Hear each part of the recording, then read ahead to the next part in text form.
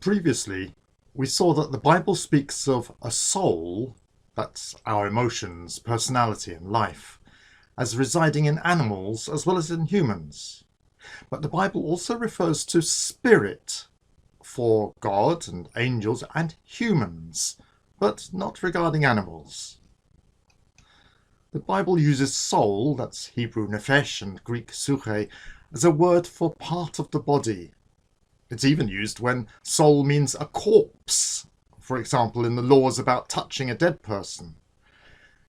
In contrast, a spirit, that's Hebrew ruach and Greek pneuma, is described as something that isn't seen and can't be grasped in your hand, like wind.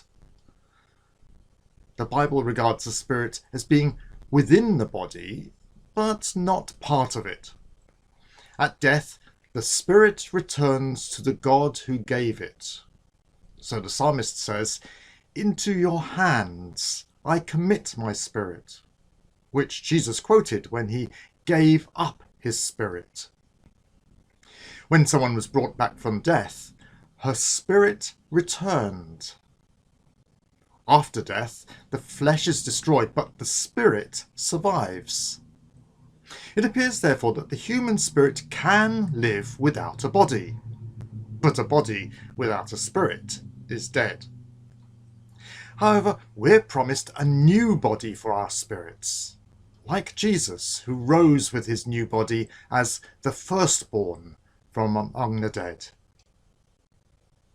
We communicate with God through the Holy Spirit, who speaks to our spirit and teaches our spirit how to pray. But what is it in our brains that allows us to connect on a spiritual level?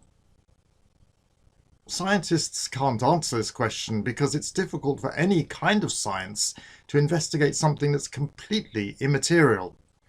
By its nature, our spirit will not interact with any instruments or photographic chemicals.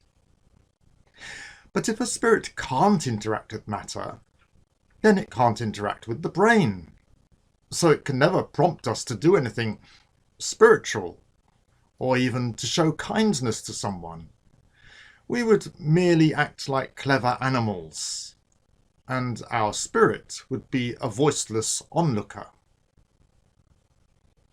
Academics have seriously considered the possibility that our spirits could interact with our brains at the quantum level, that's below the threshold of quantum uncertainty. Unfortunately, the calculations don't add up. The amount of action that could be performed in this tiny area of unpredictability is not enough to make even a single neuron fire.